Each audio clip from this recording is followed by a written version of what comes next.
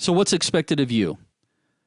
As a certified ethical hacker, there are several things that you have to adhere to. One of those being the Code of Ethics, which you can go through and take a look at in detail at the following URL. So the domains of the Code of Ethics from EC Council include the following. First, when it comes to privacy, obviously as a security professional, you're going to come across information, and that information you're not supposed to collect, give, sell, trade, transfer, do anything with that information. Social security numbers, customer databases, etc. When it comes to intellectual property, again, you're going to be exposed to a lot of information. And again, you as a ethical hacker are going to help protect that information for your customer or for your company. Disclosure. Disclosure, you may uncover some things that in some cases may actually be uncomfortable to talk about. I had a particular situation where the gentleman who hired us to come out to do a pen test, we came across some information, we'll just say it was of adult orientation, adult materials, and it was one of the no-nos of that company, and we had to expose that information. So you have to be willing to disclose everything that you discover to the appropriate person, and in some cases, authorities. When I had my ISP service, I had a particular customer that we weren't necessarily monitoring what people were doing. We had a proxy server, and in reviewing the proxy server, we saw some material that is considered illegal in the United States go across, and we turned that person in. Areas of expertise. You should never misrepresent yourself, pretending that you know more than what you really know. You need to be honest and upfront about any limitations that you actually might have in either your experience and or your education. There's nothing wrong with letting people know by saying, hey, this may be outside of my realm. Hopefully you have a network that you can bring in somebody that may have an expertise in that particular domain. Unauthorized usage. You should never knowingly use software or products that are obtained either unethically or illegally. Illegal activities. As you go through and you represent yourself as an ethical hacker, there may be situations that you have to make sure that you stay clear of, such as double billing or seeing that a particular project may or may not take a certain length of time and you do things that extend out your time so you can bill them for more financial gain. We would also include bribery. There are many situations where you might come across something, and as you're talking about it to an individual or a person within that company, there may be some type of bribery that may take place. And again, your job is to make sure you maintain that code of ethics. Authorization. As either a contractor or possibly an employee of a company, you need to make sure that you use their property in a way that is authorized and that it is to their knowledge and consent. We don't ever do things sneakily behind the door. Disclosure. Now, I know I mentioned disclosure previously. It's our third pull it down, but this is a different type of disclosure. There are many times that as you're doing pen tests or you're doing simulations, you might come across issues that you need to verify, or you need to notify a hardware manufacturer that you've discovered something. There was a great article that I was reading by a pen tester who was going through and he discovered a flaw, and it was a flaw on a hardware device that gave immediate and instant root access. And he went through, and before he would talk about it on his blog, he notified the manufacturer. And his frustration came from the manufacturer not necessarily taking the steps as quickly as he thought they should. It actually took over 100 and some odd days for them to actually respond, and finally for them to come public with the information. In the meantime, this ethical hacker was concerned that there were 25,000 plus users of this particular hardware device that were currently being exposed. So if you come across some type of a flaw, you do need to notify the manufacturer so that you can help fix other customers.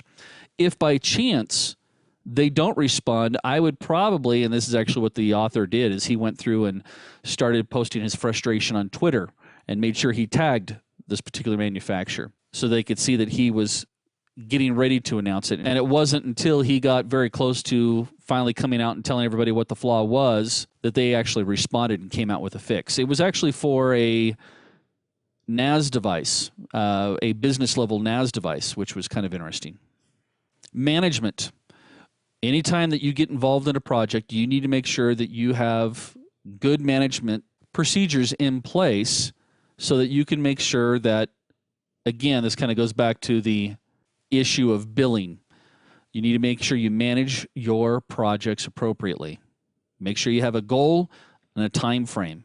And if you're going to have to adjust that time frame, you're going to manage it by letting people know.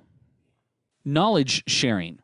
As an ethical hacker, you need to add to the knowledge of e-commerce professionals by continually studying and sharing the things that you learn and the experiences you come across with fellow EC Council members and help to promote public awareness. I do this all the time by doing free community lectures on their focus towards the end user, because I think that's our biggest flaw out there right now is so many people don't know what they have in their homes and they don't know how to secure it.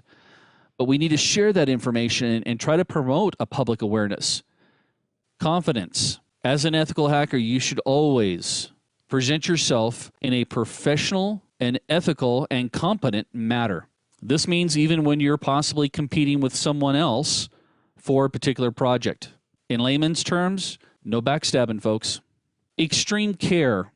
Now, as we go through all the different courses in this series, we're going to be introducing some tools that can be extremely dangerous. So as an ethical hacker, you need to make sure that you conduct yourself and the software and the things that you deploy against a network, that you will have experience with those products, and you're not going to willy-nilly just execute some program on someone's network. You're going to do this extremely carefully. And when you come across a situation, we don't necessarily fix the situations that may or may not be in our scope of our project. And even though we may think we know what's best for their company or for our company, we're still going to get guidance and clearance for any type of action. Malicious activities. Again, you are not going to associate with any type of malicious hackers or engage in any type of activities that would be considered malicious. No compromise. What we mean by this is that you are in no way going to purposely compromise or cause a company or organization system to become compromised through the process of your professional dealings with them. Legal limits. You're going to make sure that as you do these penetration tests, that everything that you're doing has been approved, authorized, and it was within the legal limits of the scope of your project. I know there's some really fun movies out there, where people are doing these tests and coming across information, doing things that may or may not be legal. That is not your purpose. Your purpose is to make sure you stay within those guidelines. And we'll talk about that a little bit later on when we talk about pen tests, that we are going to have a scope that we set up, that we understand exactly what it is we're doing, what our limitations are. We got to actually know where the goalposts are and where the sidelines are. What's considered out of bounds, what's considered fair play. Involvement. As an ethical hacker, you are making a promise. You're going to adhere to the code of ethics that you will not partake in any black hat activities or be associated with any black hat communities that are out there trying to endanger people's networks infrastructure. Now, that doesn't mean that, and we'll talk about this with vulnerability research, that doesn't mean that you're not monitoring them, but you're not going to help promote them. You're not going to help solve their problems, especially when it comes to dealing with online forums. Which gets us to the last one, which is underground communities. So again, you are not going to be a part of any underground hacking communities for the purpose of being an evangelist or expanding the black hat knowledge or their activities. If you see something happening, again, I monitor some of these communities to see what the big shindig is out there, and then I know that I use that as my part of my utility belt. There's my Batman reference. part of my utility belt so I know what hackers are thinking. Again, I need to get this across to you. You should be thinking like a hacker. You are a profiler. And in order to understand the enemy, you've got to know what the enemy is doing and what they're up to.